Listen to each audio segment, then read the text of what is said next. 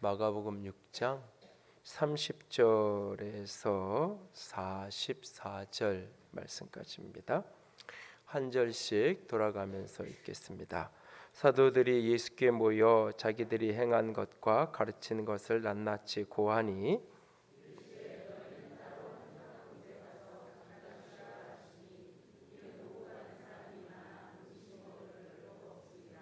이에 배를 타고 따라 한적한 곳에 갈새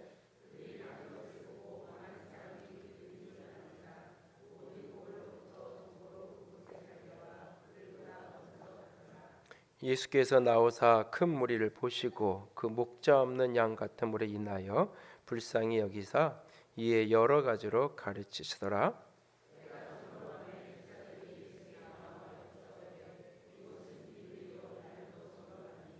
무리를 보내어 두루 촌과 마을로 가서 무엇을 사 먹게 하옵소서.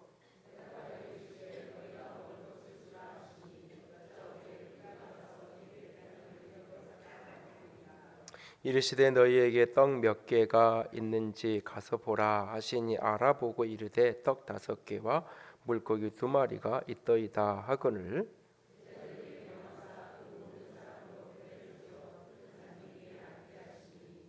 때로 100명씩 또는 50명씩 앉은지라.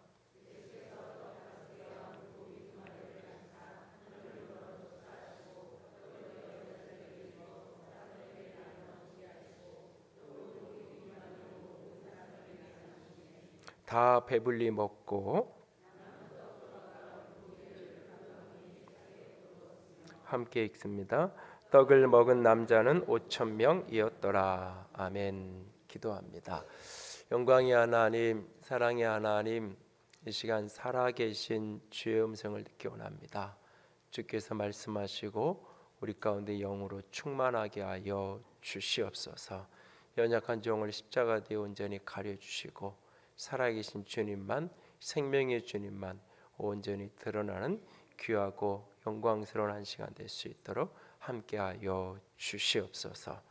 주님께 온전히 위탁하고 의지하오며 우리 주님 예수님 이름으로 기도드렸습니다. 아멘. 10년이 조금 넘은 것 같은데요. 어느 날 이제 이 드림센터가 지금 지어진 이 부지를 좀 교회에서 이렇게 매입할 의향이 없느냐 뭐 이런 식의 연락이 왔던 때가 있습니다. 그래서 그 제안을 받고는 이제 이곳을 좀 둘러보려고 와서는 지금 이제 버스 정류장에 있는 자리에 이제서 차를 세우고 거기에 서서 이렇게 내려다 보면서 황량한 뭐 이렇게 길이 어떻게 나는지도 제대로 모르겠는 그 모습을 이렇게 보면서 마음도 황량하고 뭐 재정을 비롯해서 여러 가지 환경적인 능력도 안 되는 것 같고 그래서 좀 며칠 고민을 하고 이것저것 좀 이렇게 알아는 잠시 봤지만 이제 좀 어려울 것 같다고 이렇게 이제 포기를 이제 거절을 했던 때가 있습니다.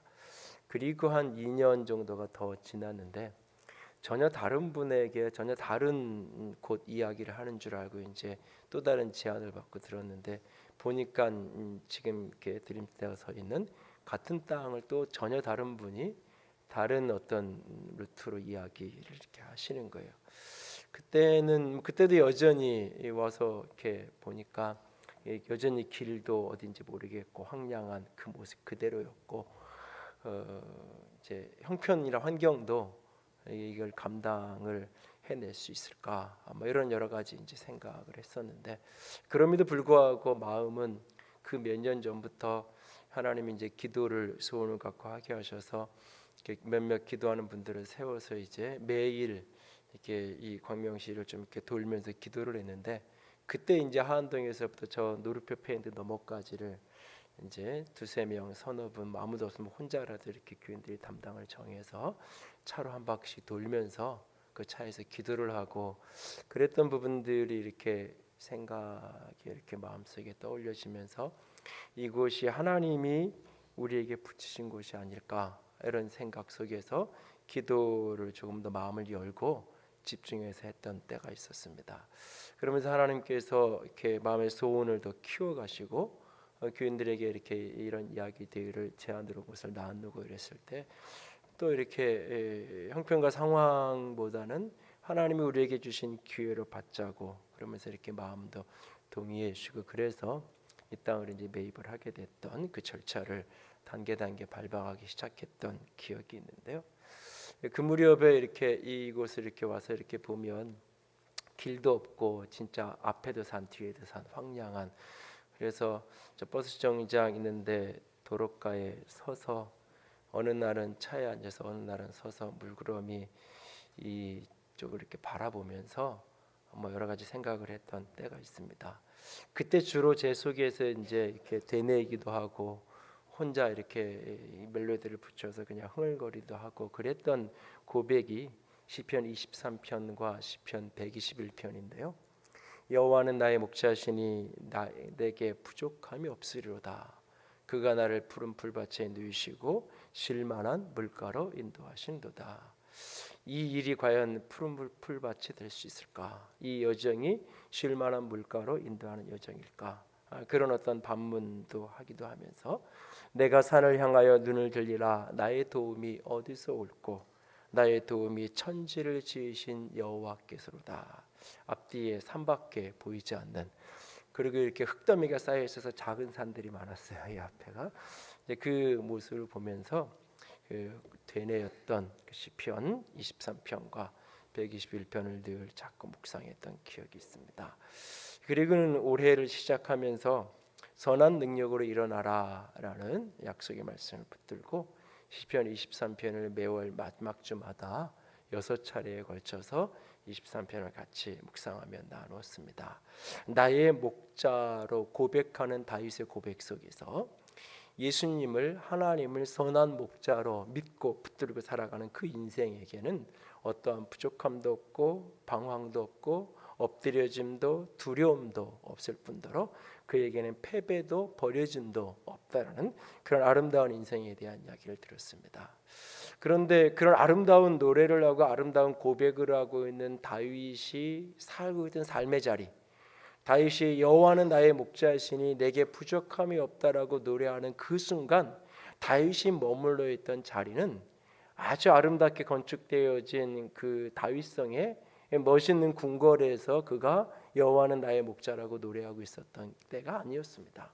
그는 오히려 사울 왕에게 쫓겨다니면서 너무너무나 황량한 광야 어느 구석에 은둔하는 삶을 살아가고 수없는 날들의 생사의 갈림길 속에서 수없는 죽음의 공포와 위기를 통과해내야 하는 그 여정 속에서 그는 여호와는 나의 목자시니 내게 부족함이 없다라고 고백하고 있습니다. 부족함이 가득한 그곳에서 부족함 없게 채우시는 선한 목자를 그는 바라보고 있었던 것입니다. 하나님이 선지자를 통해서 내게 기름 부으셔서 나를 하나님께서 이스라엘의 왕으로 세우겠다 하시는 것까지는 알았는데 어떤 방법으로 어떻게 하실지는 도대체 모르겠는, 그리고 그 속에서 나는 어떻게 살아야 되는지 어떤 길을 가야 되는지 오직 사울을 피해서 오늘을 그냥 살아남는 근근히 하루를 살아내는 것조차 버거운 그 여정을 살아가지만 나를 인도하시고 나를 이끄시는 하나님을 바라보았기에 그는 방황하지 않는다고 고백합니다. 수많은 어둠의 골짜기 죽음의 골짜기를 지나가면서도 두려워하지 않고 전쟁의 포화가 밀려오는 그 상황 속에서도 그는 걱정하지 않는다고 말합니다. 왜냐하면 주님께서 내게 기름 부으시고 한 손에는 막대기를 들고 한 손에는 지팡이를 들고 그분이 나를 지키시는데 그의 선하심과 인자하심이 나의 영원토록 나와 함께 하셔서 나를 영원한 집에 거하는 그 순간까지 나를 인도하실 것이기 때문에 그는 너무너무나 부족하고 너무너무나 힘겹고 너무너무나 고단한 삶의 자리에 서 있었지만 선한 목자 되신 그분을 바라보았고 그분을 노래했고 그의 인생은 우리가 아는 것처럼 그가 고백했던 대로 그가 황량한 광야를 살아가지만 고단하고 힘겨운 삶을 살아가지만 부족함이 가득한 인생을 살아가지만 여호와는 나의 목자이시기에 내게 부족함이 없다라고 고백하고 노래했을 때 그 고백대로 그 믿음대로 그의 인생에 하나님이 선한 목자로 찾아와 주셨고 그의 인생을 이끌어 가셨고 그의 인생에 주의 선하심과 인자하심이 한평생 그를 따라왔던 것을 우리는 보고 있습니다. 오늘 우리의 삶의 자리가 어떤 자리인가요? 어떤 어두움과 아픔의 골짜기를 오늘 이 시간 지나가고 있나요? 도저히 여호와는 나의 목자라고 나에게 부족함이 없다라는 고백이 안 나오는 그런 어떤 삶의 순간, 어려움을 경험하고 있나요? 원수의 조롱과 저주와 그 모습 속에서 하루를 견뎌내는 게 너무나 버거운 순간을 만나고 있는 분이 혹 계신가요? 여호와는 나의 목자시니 그분을 나의 목자로 다시 한번 붙들고 바라보는 축복이 있기를 원합니다. 그래서 저와 여러분의 인생이 푸른 풀밭으로 쉴만한 물가로 아름다운 곳으로 인도받는 축복의 여정, 영광의 삶이 되어지기를 원합니다. 다윗이 그렇게 나의 목자라고 고백했던 여호와 하나님, 그 하나님께서 사람이 되어 이 땅에 찾아오십니다. 그래서 당신이 어떤 목자인지를 우리에게 보이십니다. 그분이 바로 예수님이죠. 그리고 그가 십자가 넘어 부활 승천하시고 영으로 우리 가운데 임재하셔서 우리의 선한 목자로 우리 가운데 함께 하십니다. 오늘 함께 읽었던 이 마가복음 5장 6장에 등장한 이 사건, 오병이의 기적이라고 불리어지는, 근데 이 사건 바로 앞에는 그 헤롯이 이 세례 요한을 죽인, 헤롯에 의해서 세례 요한이 목배임을 당하는 이야기가 바로 앞에 등장하고, 바로 뒤에는 제자들이 이제 배를 타고 가다가 바람에 밤새워 힘겹게 노젓는 그런 고통 속에서 예수님께서 물 위를 걸어오셔서 그 배에 오르심으로 풍랑이 잔잔해지는, 바람이 멈추어지는 이야기가 등장합니다. 세 개의 일련의 사건들은 서로 다른 이야기를 하는 것 같아 보이지만, 전혀 어떤 연관성이 없는 것처럼 보이지만, 이 세 가지 사건은 하나의 사건으로 이어지면서 오늘 인간으로 오신 예수님이 바로 그 시편에서 다윗이 노래했던 그 선한 목자라는 사실을, 그리고 그분이 오늘 우리 가운데 영으로 임재하셔서 저와 여러분의 인생 속에서 선한 목자가 되셔서 우리를 공급하시고 붙들고 인도하기 원하시는 선하신 주님이라는 사실을 오늘 말씀을 우리에게 가르쳐주고 있습니다. 오늘 본문의 이야기는 떡이라는 이미지, 잔치상이라는 이미지, 잔치에 음식을 가득 차려놓고 함께 식사를 하는 그 이미지를 가지고 세 가지 사건이 함께 이어집니다. 헤롯의 생일날 벌어진 잔치상, 그 헤롯의 거나하게 펼쳐진 그 잔치상에 절정의 최고의 음식으로 올려진 것은 소바니의 목베여서 그 잔치상에 들어온 세례 요한의 목베인 머리, 그것을 잔치상에 올린 만큼 화려하지만 비극적인 그 잔치상, 황량한 광야 속에서 목자 없는 양같이 배고픔에 굶주려 했던 그들이 오늘 보면 42절의 표현처럼 다 배불리 먹게 되는, 그들의 식탁에 올려진 음식은 보르도 5개, 물고기 2마리, 너무너무나 초라한 식탁이었지만, 그리고 그 식탁에 둘러앉은 사람은 수천수만의 사람이 둘러앉아 있지만 거기에 예수님이 계셨기에 모두가 다 배불리 먹을 수 있는 그 식탁, 그리고 풍랑이 이는 그 모습 속에서 너무너무 두려워하고 떨고 있었던 그 제자들, 예수님이 배에 오르시자 바람이 잔잔해지는 것을 보고 놀라던 그 제자들을 보면서 성경은 이렇게 말하고 있어요. 떡대치던 일들을 깨닫지 못했다. 그들의 마음이 둔하여졌다.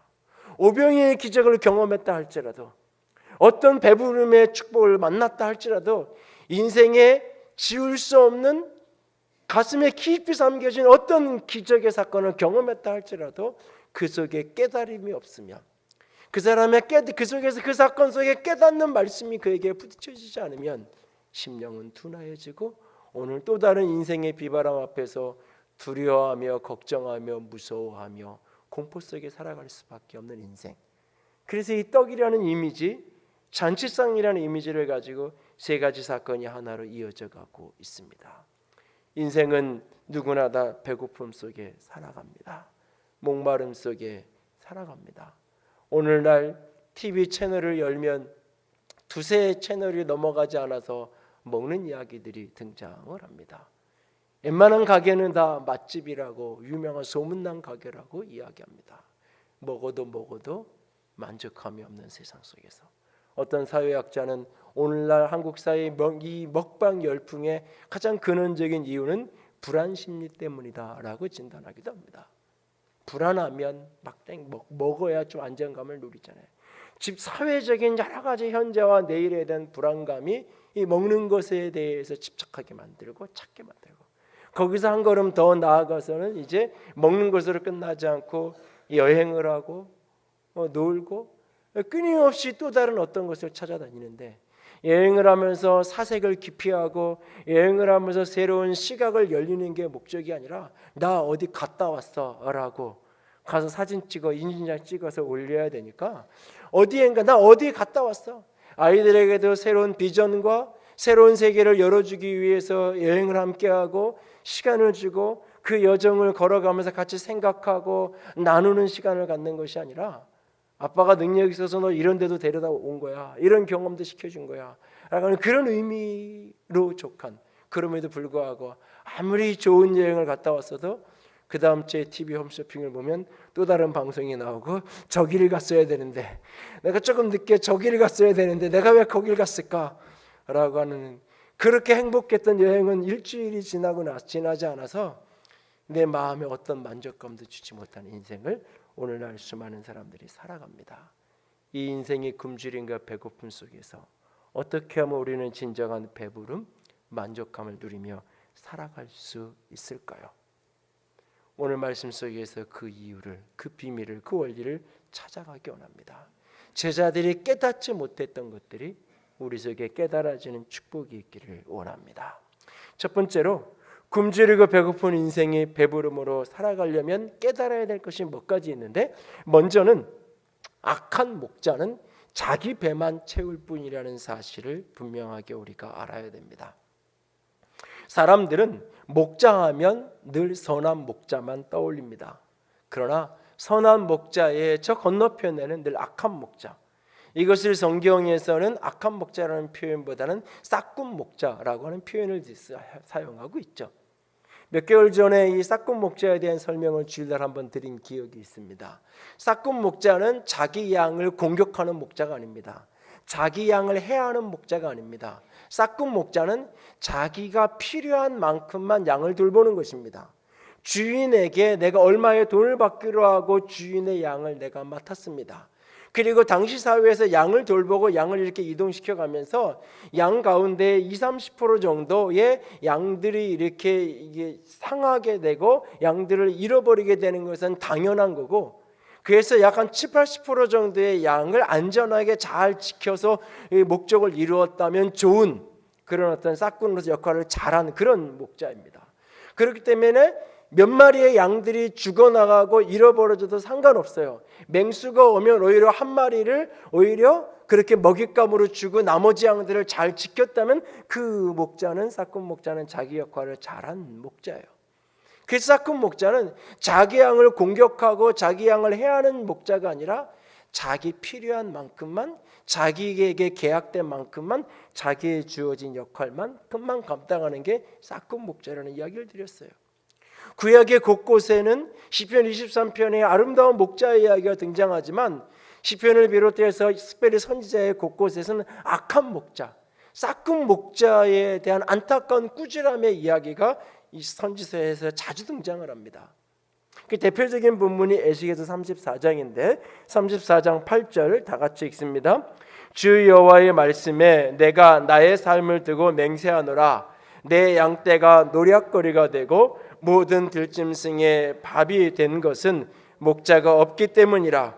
내 목자들이 내 양을 찾지 아니하고 자기만 먹이고 내 양떼를 먹이지 아니하였도다 라고 말씀하고 계세요. 이 본문을 보면 내 양떼, 하나님의 양떼예요. 그런데 그것이 노략거리가 되고 들짐승에게 밥이 됐어요. 왜 그렇게 됐냐면 목자가 없기 때문에. 그런데 목자가 없다고 이야기하고는 바로 뒤에 뭐라고 이야기하냐면 내 목자들이 내 양을 찾지 아니하고 자기만 먹이고 내 양을 먹이지 않았다. 내 목자들이 있어요. 분명히 목자가 있는데 목자가 없는 거죠. 목자가 있는데 목자가 없는 거예요. 자신의 이익만을 위해서 자기 배만 채우기 위해서 존재하는 목자, 없는 거나 마찬가지. 오히려 없느니만 못한 그런 모습인 거예요. 예수님께서 베드로에게 내 양을 먹이라, 내 어린 양을 먹이라, 내 양을 치라고 하시잖아요. 그 예수님이 베드로에게 주셨던 그 목양의 사명을 내게 주신 사명으로 받아서 살아가는 목회자로서 이 말씀은 참 두려운 말씀이에요. 그 싹군 같은 짓을 하는 그 목자도 내 목자라고 하나님이 세운 목자라고 말씀하세요. 그리고 하나님이 기대한 것은 자기 배를 채우는 것이 아니라 양을 먹이는, 하나님의 양을 먹이고 하나님의 양을 돌보라고 주님께서 맡기신 거예요. 그것이 주님의, 당신의 목자를 세운 기대예요. 그런데 하는 짓은 양들을 먹이는 것이 아니라 자기 배만 채우고 있는 그 모습. 어느 날 하나님 앞에 섰을 때 너는 어떤 목자였느냐? 너는 혹시 자기 배만 채웠던 싹군이 아니었느냐? 이 말을 듣게 되지 않을까 늘 마음속에 두려움이 있어요. 여러분은 가정에서 어떤 아버지인가요? 어떤 어머니인가요? 부모가 자녀를 해하진 않죠. 그건 악한 아버지가 아니에요. 싹군처럼 내가 좋을 때는 내 가족이고 내 식구지만 내가 힘들고 불편하고 어렵을 때는 때로는 외면할 수도 있다면 그런 싹군과 같은 아버지요 어머니가 아닐까요? 헤롯은 이스라엘의 통치자로 세움받은 목자입니다. 그러나 그는 자기 배만 채우는 아주 극단적으로 나타나는 악한 목자, 싹군 목자의 가장 극단적인 샘플 가운데 하나가 바로 이 헤롯입니다. 헤롯은 자기 아내와 이혼을 하게 되는데 그 이유 중에 하나가 아내가 못생겼다는 이유예요. 그래서 아내를 버리고 그냥 자기 동생의 아내가 너무너무 이쁜 거예요. 그래서 결국 동생을 해하고 동생의 아내인 헤로디아를 자신의 아내로 받아들이죠. 그 상황에서 이 세례 요한이 그 모습이 잘못됐다라고 자꾸 지적을 하는 거예요. 그런 세례 요한의 지적에 대해서 헤롯 자신은 양심에 찔림이 있었어요. 헤롯 세례 요한이 하는 말이 정당하고 옳은 이야기이기 때문에 그도 분명히 인정해요. 그렇지만 그렇게 살고 싶진 않아요. 그래서 헤롯 요한의 말이 듣기는 불편하지만 요한을 해하지는 않았어요. 그런데 헤로디아가 요한을 불편해하고 힘들어요. 그래서 앞에 4장 6장 17절에 가보면 그 여자를 인하여서 이 여자 때문에 헤로디아 때문에 요한을 옥에다 가두게 돼요. 그리고 오늘 20절 이하로 내려가면 21절에 좋은 날을 맞았다 그래요. 헤롯의 잔칫날이에요. 거기에 많은 사람들이 같이 둘러 앉았어요. 대신들이 모였어요. 장차관들이 다 둘러 앉은 거예요. 거기에 천부장들이 모였어요. 군대의 최고위급 장성들이, 군권을 가진 장성들이 거기에 함께 했어요. 갈릴리의 귀인들, 이 마을마다 리더십을 가진 관리들이, 전국의 도지사, 시장들이 다 같이 모여 앉은 거예요. 그렇게 둘러 앉아서 거나한 파티가 벌어져요. 유대식 잔치상에서는 이 젊은 여인들이 춤을 추고 하는 것이 유대식 잔치의 풍습에는 어긋나요. 그러나 그리스 로마의 잔치 향연이라고 표현되어지는, 오늘날 심포지움이라는 단어의 어원이 되어지는 이 술파티, 섹스파티가 벌어지는 그 그리스 로마의 그 파티의 문화를 그대로 가지고 들어온 헤롯은 젊은 헤로디아의 어린 딸에게 춤을 추게 하죠. 그렇게 춤을 추는 그 모습을 보면서 만취한 그는 술기운에 공수표를 남발하는 거예요. 내가 뭘 해줄까? 내가 이날의 절반이라도 원하면 주겠다라고 큰 소리를 치죠. 그는 얼른 엄마에게 뛰어가서 무엇을 원하냐고, 어떻게 말해야 될지를 물어요. 엄마를 통한 그의 말은 뭐냐? 헤롯 요한의, 세례 요한의 목을 베어서 소반 위에 달라고 이야기해요. 우리 번역엔 생략되어 있지만 원문은 즉시로, 이 잔치가 끝나고 나서 나중에 그래 내가 줄게, 그리고는 나중에 상황이 이래서 안 되겠다, 다른 걸로 해주면 안 되겠냐, 이런 소리 못하게끔 이 자리에서 바로 요한을 못 보여달라고 소반 위에서 이 잔치의 마지막 메인 디시가 나오는 것처럼 그렇게 갖다 달라고 이야기를 해요. 헤롯은 근심이 돼요. 듣고 싶지 않아요. 그대로 행하고 싶지 않아요. 그런데 그대로 해요. 왜냐하면 26절에 보면 자기가 맹세한 것과 거기에 앉아있는 사람들 때문에, 자기가 했던 말을 지켜야 되는 자기 체면, 거기에 둘러앉아서 헤롯이 말하고도 자기 약속하고도 지키지 않는 사람이네, 이럴 수 있는 그 사람들 때문에 옳고 그름이 문제가 아니에요. 무엇이 양들을 위한 거고 무엇이 백성들을 위한 것이냐에 관심이 없어요. 오직 내 정욕을 채울 수 있으면, 내 욕정을 충족시켜주는 여자가 원하면 요한을 옥에 가두기도 하고, 오늘 내 체면과 명예와 자존심을 지키기 위해서라면 내 내면에는 분명히 그런 참된 사람이고 그런 진실한 사람이라는 걸 나는 알지만, 마음은 알고 있지만 내 체면과 명예를 위해서 결국은 그를 못 베어 소반에 담아서 오게 하는, 세상에서 가장 화려하고 세상에서 가장 멋있어 보이고 먹을 것이 가장 많은 화려한 잔치상이 펼쳐져 있지만 그 잔치상은 거기에 초대된 사람들을 위한 잔치가 아니에요. 오직 헤롯 그 사람을 위한 잔치였을 뿐이에요. 오늘 우리는 어떤 잔치상을 머물게 원하나요? 우리도 헤롯의 잔치상과 같은 그런 잔치상에 끼지 못해서 저 권력 있고 저 화려한 재물이 오가는 그 그룹 속에 내가 끼어들지 못해서 너무나 힘들고 어려워하고 있지 않나요? 그래서 거기에 끼면, 내가 그 속에 들어갈 수 있다면 내가 화려한 것을 먹고 누리면서 내가 배부른 인생을 살아갈 수 있다라고 혹 속고 있지 않나요? 아니요. 그 잔치상은 그 잔치에 둘러앉은 사람들을 배불리기 위한 자리가 아니에요. 헤롯을 위한 자리예요. 그것이 악한 목자예요. 로마서 16장 18절은 이렇게 말씀합니다. 같이 읽습니다. 이 같은 자들이 우리 주 그리스도를 섬기지 아니하고 다만 자기들의 배만 섬기나니 교활한 말과 아첨하는 말로 순시한 자들의 마음을 미혹하느니라. 이런 악한 목자를 깨어 분별할 수 있는 저와 여러분이 될 수 있기를 원합니다. 두 번째로, 우리가 배부른 인생을 살아가려면 선한 목자는 양의 배를 채운다는 사실을 알아야 됩니다. 악한 목자는 자기 배만 채우지만 선한 목자는 양의 배를 채우는 목자입니다. 에스겔 34장 15절 같이 읽습니다. 내가 친히 내 양의 목자가 되어 그것들을 누워있게 할지라 주 여호와의 말씀이니라. 하나님이 당신의 목자를 세웠는데 당신의 목자가 당신의 양을 먹이지 않으니까 하나님이 내가 친히 목자가 되겠다라고 말씀하고 계세요. 그래서 내가 그들을 누워있게 하겠다라고 말해요. 내가 그들의 목자가 되어서 그들을 누워있게 하겠다. 여기 누워있게 하는 이 단어가 시편 23편 2절에 푸른 풀밭에 누이시고라고 하는 같은 단어예요.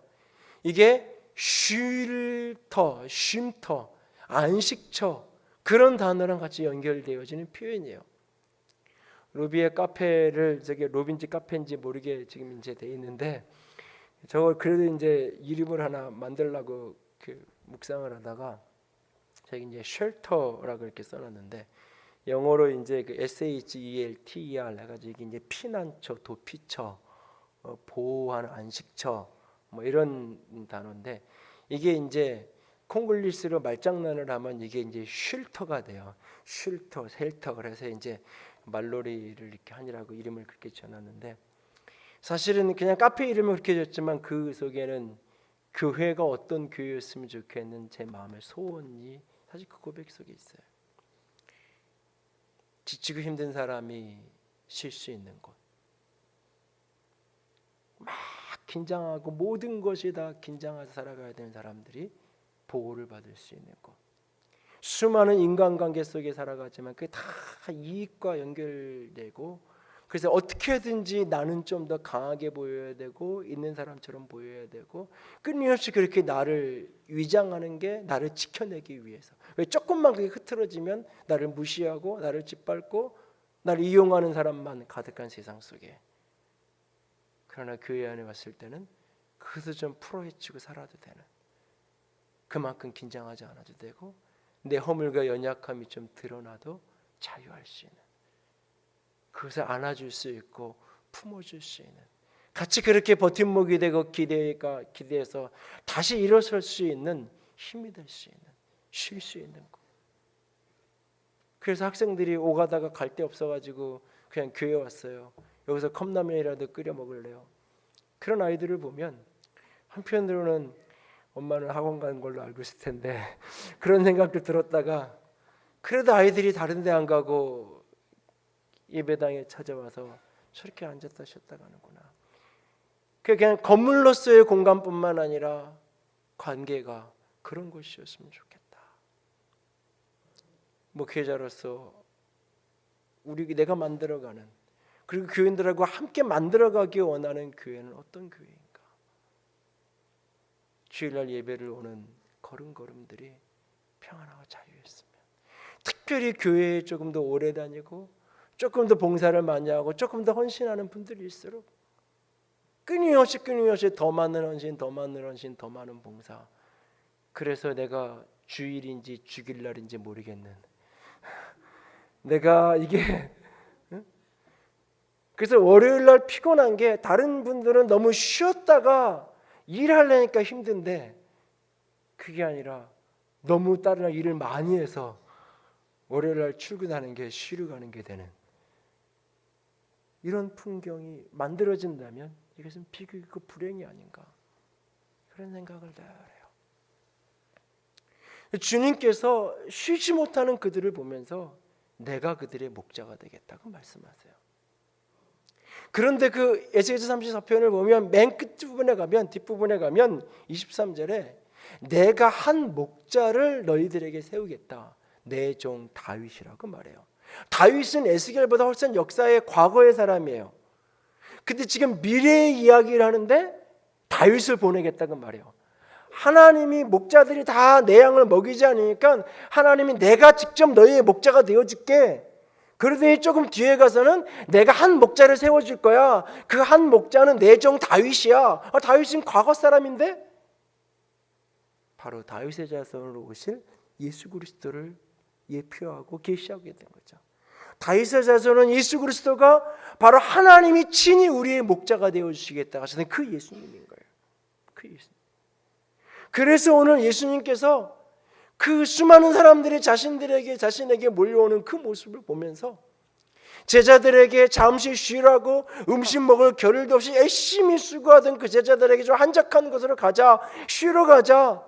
그래서 이렇게 쉬러 가는데 사람들이 그걸 받아들이지 않고 막 여전히 또 수많은 사람들이 쫓아오는 거예요. 배를 타고 건너갔는데 도보로 뛰어오는 사람이 더 빨리 와서 기다리고 있어요. 그 나오는 무리들을 보면서 예수님의 마음에 목자 없는 양과 같이 불쌍히 여기셨다라고 말하고 있어요. 목자가 있는데 헤롯 같은 목자만 있으니까, 목자만 있는데 아름다운 잔치상을 차렸다고 오라고 이야기하는데 진정 초대받은 사람들을 위한 잔치가 아니라 자신을 위한 잔치만 벌이고 있는 그런 목자들만 있는 그 모습, 목자가 있는데 목자가 없는 그들의 모습을 보면서 목자 없는 양 같음을 인하여서 불쌍히 여겼다고 말씀하고 계세요. 그래서 그들에게 말씀으로 꼴을 먹이세요. 그리고는 해가 지는 시간이 됐어요. 제자들이 와서 이야기해요. 예수님, 여기는 빈들입니다. 아무것도 먹을 게 없는 황량한 곳입니다. 여기는 광야예요. 그렇게 해가 저물어 가고 있어요. 이 사람들 저 마을로 다 내려보내서 알아서 자기 먹을 거 다 사 먹게 그렇게 하셔야 될 것 같아요. 그렇게 하시죠 라고 이야기합니다. 지극히 이성적인 이야기예요. 지극히 합리적인 이야기예요. 그러나 지극히 이기적인 이야기예요. 능력 있는 사람 능력대로, 가진 게 많은 사람은 가서 좋은 거 먹고 능력껏 먹을 수 있게끔 이 정도 했으면 이제 다 쫓아버리라고, 다 사람들 흩어보내라고 말하고 있는 거예요. 그때 예수님이 말씀하세요. 너희가 먹을 걸 줘라. 너희가 먹을 걸 줘라. 제자의 사명이 바로 이거다. 먹을 걸 줘라. 우리 없는데요.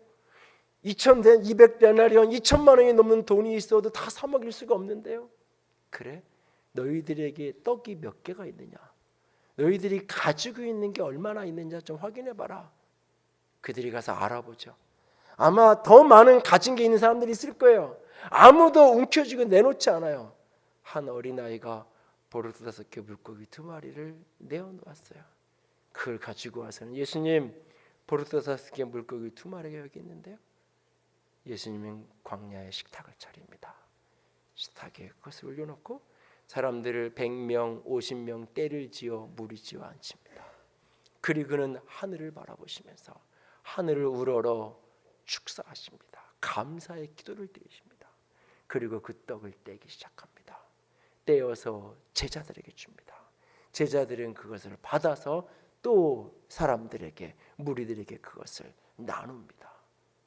제자들에게 떼어주고 제자들은 그것을 또 나눠주고, 수많은 사람들이 다 41절에 42절에 다 배불리 먹고 남은 것을 거두었더니 12바구니가 되었고 남자들만 5,000명이 먹었다고 이야기하고 있어요. 이것은 단순한 하나의 기적 사건을 이야기하는 게 아니에요. 이 사건 속에 중요한 메시지가 있어요. 목자 없는 양과 같은 인생에게 그들을 불쌍히 여기는 목자가 여기 있다는 거예요. 그들에게 먹을 것을 주라고 이야기하는 목자, 그리고 그렇게 제자들을 훈련시키는, 그리스도의 제자가 된다는 것, 그리스도의 사명자로 살아간다는 것, 그것은 바로 먹을 것을 나누는, 주님께로부터 먹을 것을 받아서 그것을 나누어 줄 수 있는 그런 목자가 되어야 되는 것을 이야기하고 있는 거예요. 친히 당신께서 하늘을 우러러보시고 떡을 떼어서 그 영혼들 한 사람 한 사람들을 먹이고 먹이셨던 그 예수님, 목자 없는 양 같은 인생에게 바로 그 예수님이 선한 목자 되심을 우리에게 보여주고 있는 거예요. 요한계시록 7장 16절 17절 같이 읽습니다.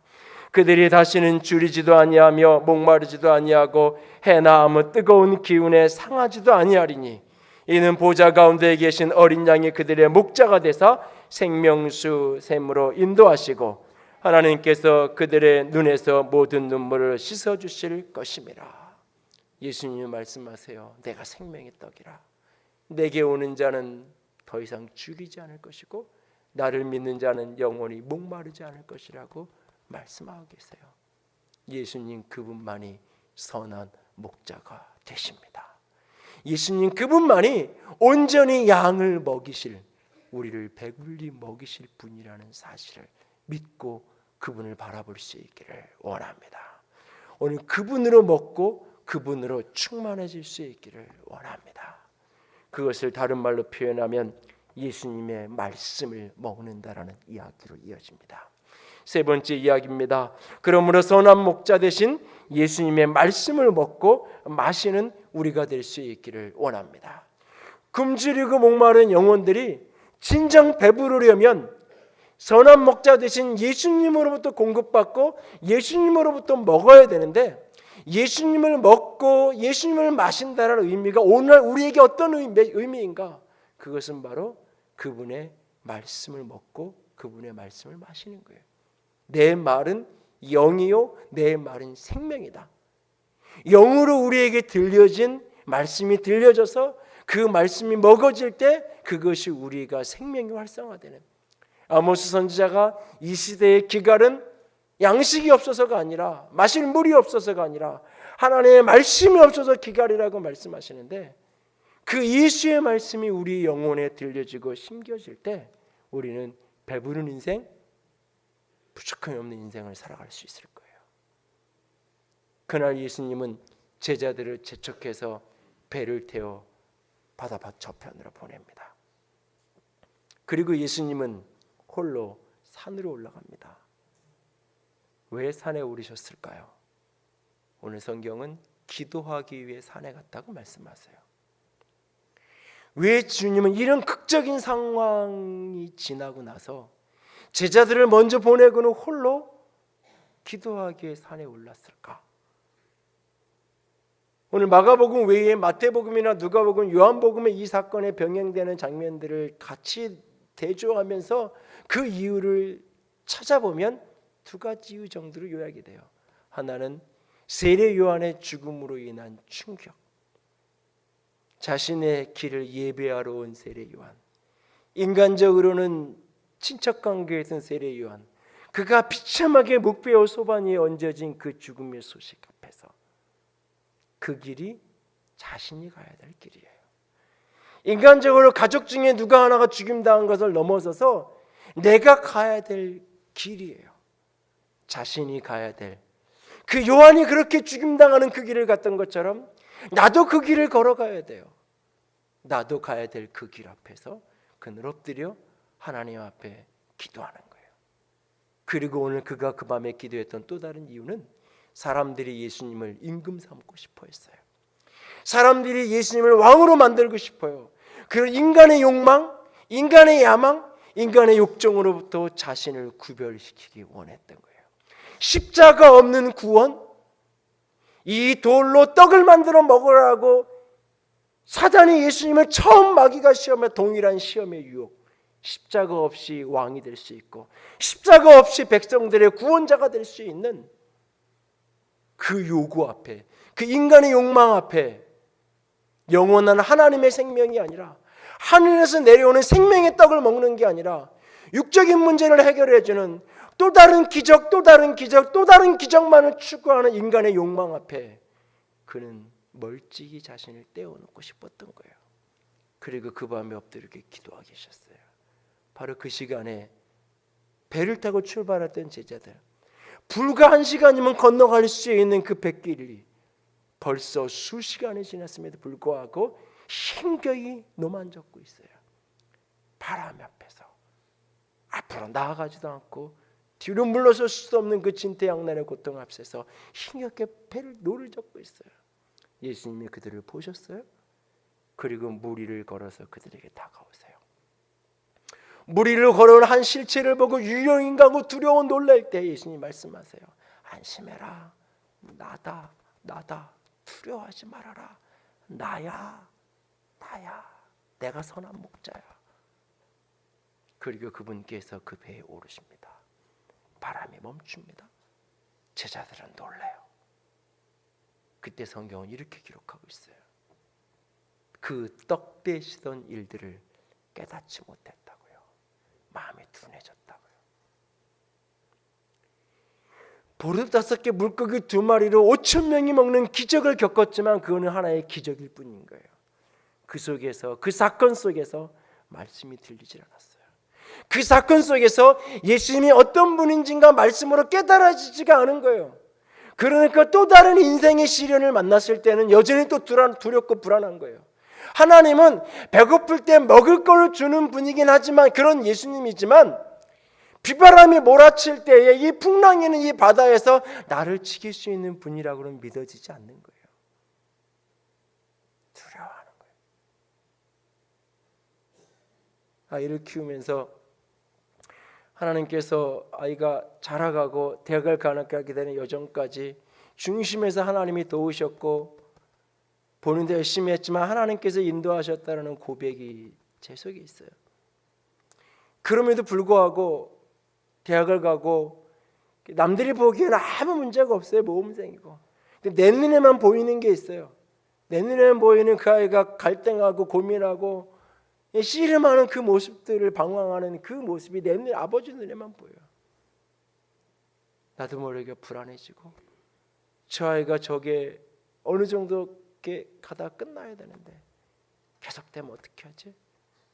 이런 불안함이 내 안에 있고 두려움이, 걱정이 내 안에 밀려올 때 어느 날 하나님 앞에서 기도하는데 마음에 깨달아지는 거 하나가 이거예요. 내가 쓸 거고 내가 고쳐야 될 것 있으면 고치고 내가 이끌고 갈 거라고. 그러면서 이제까지도 내가 키웠다고. 여기까지 자란 것이 대학을 가기 전까지 내가 한 게 아닌데. 그건 그냥 대학 갈 때까지만 하나님이 도와주신 거고 그 나머지는 또 다른 문제인 거예요. 또다시 불안해. 아닌데. 하나님이 여기까지 인도하신 하나님이 이제도 하나님 당신의 손길 속에 펼쳐가실 거고 나는 불안해야 될 게 아니라 아비로서 내가 해야 될 내 몫의 일들을, 내 몫의 힘들을 감당하면 그것으로 족한 것을 내 몫의 일을 감당하려 하기보다는 불안하니까 하지 않아도 되는 것들을 하게 되고 불안하니까 하나님이 하셔야 될 일을 내가 하고 싶어지고 그렇게 되잖아요. 깨닫지 못하면 어떤 기적을 경험하고 어떤 축복을 경험해도 그 속에서 깨달아지는 말씀이 없으면 또 다른 기적을, 또 다른 문제 앞에, 또 다른 고난 앞에 주님은 선한 목자가 아닌 거예요. 배고플 때 광야에서 식탁은 차려줄 수 있지만 바람 부는 풍랑을 잔잔하게 할 수 있는 분은 아닌 거예요. 그래서 여전히 불안하고 놀라기만 하는 거예요. 아니요. 이 사건 속에 그들은 깨달아야 됐어요. 하나님이 선한 목자예요. 선한 목자는 양이 배고프면 먹을 걸 주고, 선한 목자는 양이 맹수에게 공격을 받으면 멍댕이를 가져가서 맹수와 싸워서 그들을 지켜내고, 선한 목자는 그런 분인 거예요. 선한 목자는 광야에 먹을 것이 없는 배고픈 그들에게는 5,000명을 먹이시는 식탁으로 베푸시지만, 비바람을 만난 그들에게는 선한 목자이시기에 그 풍랑과 바람을 잔잔케 하시고 그들을 지키시고 그들 가운데 함께 하시는 거예요. 말씀 속에, 사건 속에 주의 말씀이 깨달아지는 축복이 있기를 원합니다. 기적을 경험하는 게 중요한 게 아니에요. 수많은 기도의 응답을 경험하고 수많은 기도의 간증을 경험하고 수많은 기적을 체험했지만 그 사건과 사건 속에서 내게 주시는 말씀이 깨달아지지 않으면, 하나님의 말씀이 붙들려지지 않으면 또 다른 사건 앞에 또 두려워할 뿐이고, 또 다른 사건 앞에 인간적인 수단과 방법만을 추구할 뿐이에요. 믿음이 있다면서도. 주님이 그 밤에 기도하시면서 하나님은 그분에게 무슨 말씀하셨을까? 성경에 기록되지 않았지만 하나님과 우리 주님 사이에 오갔을 수많은 교통의 그 나눔의 그 모습들을 상상하며 떠올려 봅니다. 사건 앞에 하나님 내게 깨닫게 하시려는 것이 무엇입니까? 라고 엎드려 기도하십시오. 하나님께서 여러분에게 깨닫게 하실 말씀이 분명히 있을 겁니다.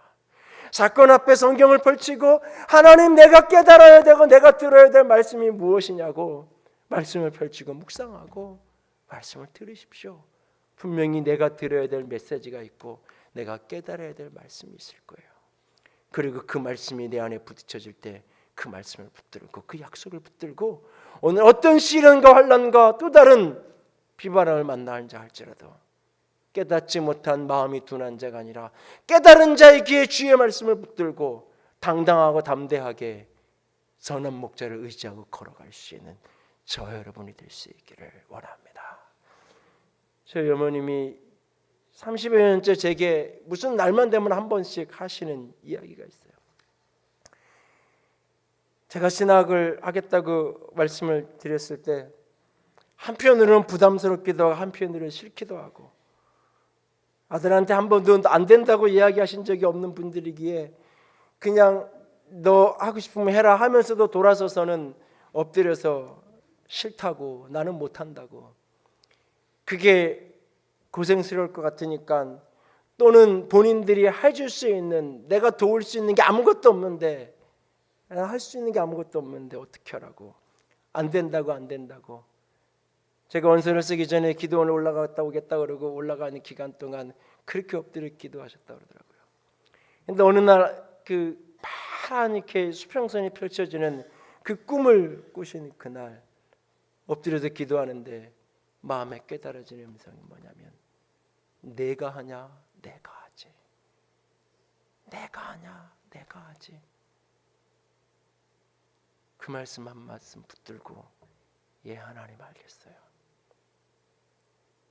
지금도 무슨 어려운 일들이 보여지고 느껴질 때마다, 어떤 일들을 한다고 얘기 드릴 때마다 늘 가서 엎드려서 기도하는 일은 딱 그거예요. 하나님이 하신다고 하셨잖아요. 난 해줄 수 있는 게 아무것도 없는데 하나님이 하신다고 하셨잖아요. 하나님 하셔야죠. 제가 26살에 교회 개척해서 지금까지 오면서 단 한 번도 사례비를 나와야 될 날짜에 밀려서 받아본 적이 없어요.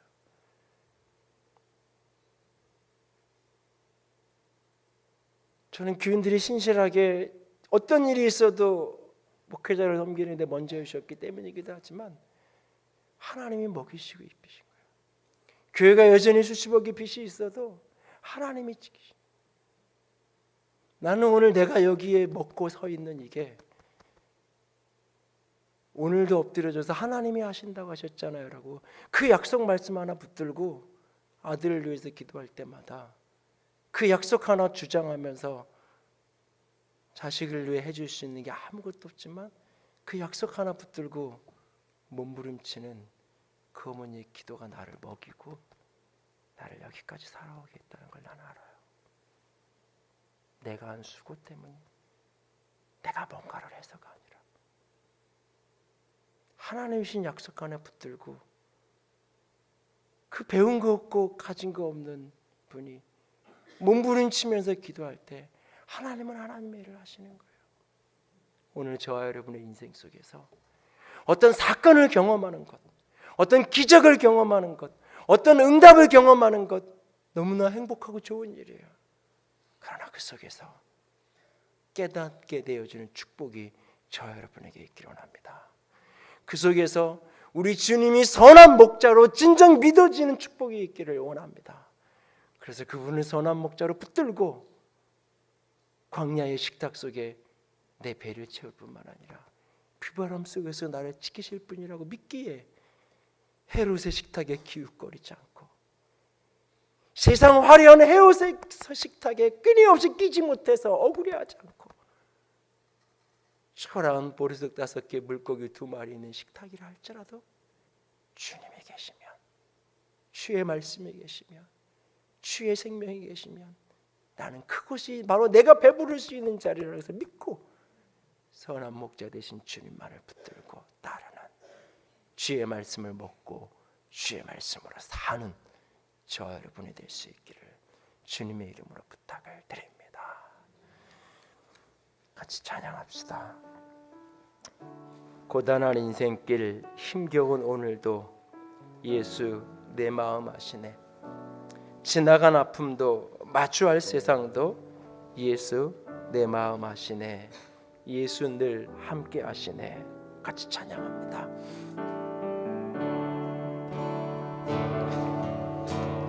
고단한 인생길 힘겨운 오늘도 예수 내 마음 아시네. 지나간 아픔도 마주할 세상도 예수 내 마음 아시네. 믿음의 눈 들어 주를 보라. 이 또한 지나가리라. 주어진 내 삶의 시간 속에 주의 뜻 알게 하소서. 하루를 살아도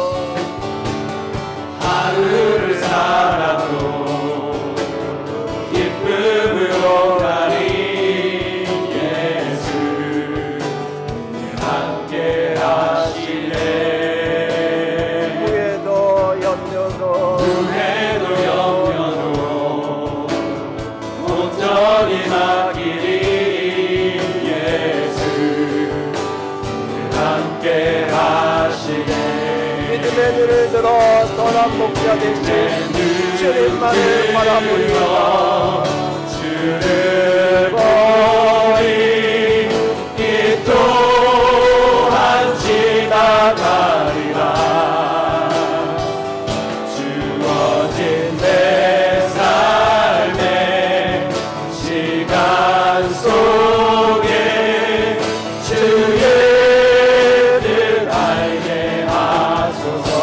믿음의 눈 들어 주를 보리. 이 또한 지나가리라. 주어진 내 삶의 시간 속에 주의 뜻 알게 하소서. 주님, 깨닫지 못하고 마음이 둔한 자가 되지 않기를 원합니다. 깨닫지 못하고 마음이 둔하여 헤롯의 식탁에 기웃거리지 않겠습니다. 광야의 초라한 식탁이라도 주님이 계신 그곳, 주님으로 먹고 주님으로 마시는 그 자리가 영광의 자리임을 내가 믿습니다. 주여, 사건 속에서 말씀이 깨달아지고 알아지고 들려지게 하여 주시옵소서. 주의 말씀으로 나를 먹여 주시옵소서. 같이 기도합니다. 사랑의 하나님, 영광의 하나님, 주님만을 사랑합니다. 주의 영광으로, 주의 생명으로, 예수 아버지, 나를 붙들어 아버지, 오늘도 영원도 온전히 맡기는 예, 주님 오직 주만 바라보기 원합니다. 주의 영광으로 나를 덮어 주시고 주의 생명으로 나를 덮어 주시고 내 마른 영이요 생명이라 내 마른 영이요 생명이라 내가 주의 말씀을 먹고 주의 말씀 안에 선택한다. 기도 가운데 말씀하여 주시옵소서. 이상하고 시름할 때 내게 말씀하여 주시옵소서. 아버지, 내게 말씀하여 주시옵소서. 주의 영으로 먹고 주의 말씀으로 먹고 주의 보리 이 또한 지나가리라. 주어진 내 삶의 시간 속에 주의 뜻 알게 하소서.